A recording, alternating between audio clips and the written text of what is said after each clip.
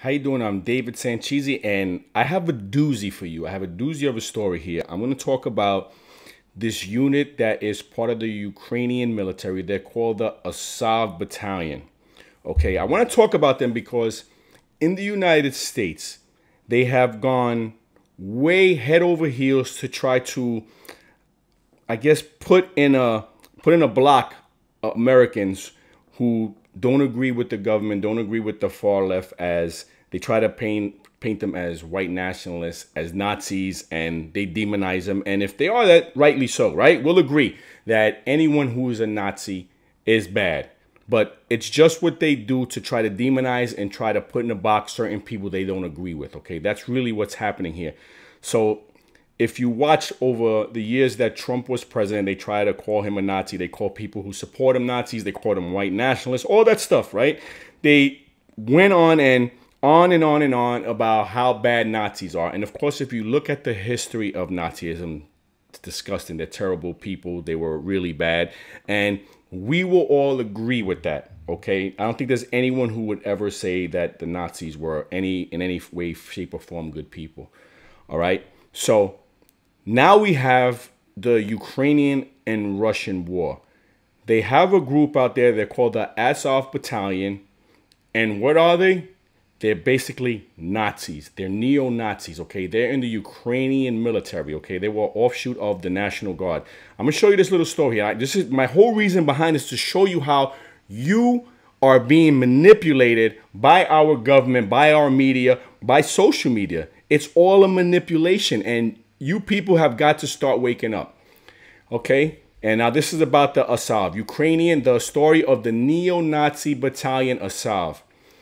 It is a messiah of young people captivated by the extreme right, nostalgic for Hitler's Germany, Ukrainians, clubs, Bara Bravas, all now amalgamated to defend their territory from the troops sent from Moscow. Anyway, it goes on about that, right?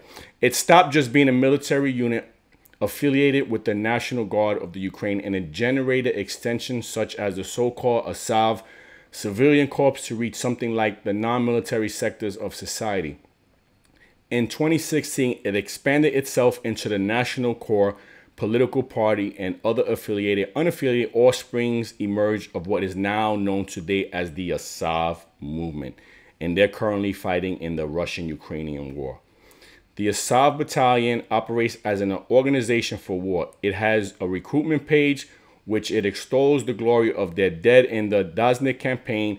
Its symbol is the wolf's angel of unmistakable Nazi lineage, okay?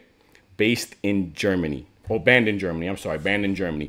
So bottom line is this: do Ukrainians have a group of military fighters fighting the Russians that are Nazis? Okay, they want to portray the Russians as all bad. Everyone in Russia is bad. You know, Putin's the bad guy. But yet, Putin is fighting Nazis. Okay, we all know what the Nazis are. And this is why it's upsetting what the media does and doesn't give you the whole truth. Okay, so this group has been banned from all social media. They're not allowed to participate in social media because they're Nazis. Bottom line, they're bad people, right? So what happens now that Putin is fighting a war against Nazis, or the Ukraine part of the Nazis? Facebook will temporarily allow its billions of users to praise the Azov Battalion, a Ukrainian neo-Nazi military unit previously banned from being freely discussed under the company's dangerous individuals and organizations policies, The Intercept has learned. So now suddenly, everyone hates Putin so much that they want people to go on Facebook and praise a Nazi group. Do you see the depravity with that, people? They want people to go on Facebook and support a neo-Nazi group. They won't tell you that. Why won't they tell you that? Because they want you to hate Putin so much. They want you to hate him so much that Nazis are better than Putin. I'm sorry. I'm not going to sit here and buy into that. The Nazis killed millions of people, and Putin has not killed anywhere near that kind of thing. Putin has done nothing like the Nazis have done. Yet they want you to support Nazis because they want you to hate Putin. Do you not find something wrong with that, people? Putin may not be a bad guy, but he's no Nazi. Okay? So this is what I mean about how they try to manipulate you. You think Facebook made that determination on their own, or were they told by some government sources to allow people to cheer on Nazis? I just wanted to bring this to your attention because I hear people on social media, I stand with Ukraine, Ukraine's the best. Forget about all the problems Ukraine has, okay? All the corruption Ukraine has as probably the most corrupt country in Europe.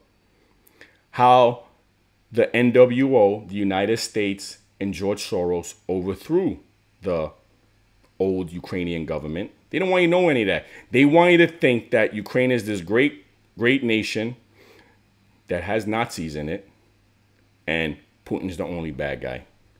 I just feel you had to know that because people running out there with Ukraine flags, telling how much they support Ukraine, and it's not the Ukrainian people.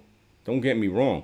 But what you have now is a whole bunch of bad people fighting it out, and as always, dragging in people who have nothing to do with it, the population. So think about that before you're running out there supporting the Assad battalion. Just because the media and our politicians tell you to hate Putin, they're ready to go to war with Putin, it seems like. But yet, you'll be siding with Nazis over Putin? Think about that. I hope you find something wrong with that, and I hope you start to question what's happening a little more there and start reading the history behind what's going on in Ukraine and what's going on with Russia. Anyway, thanks for watching, and I'll talk to you soon.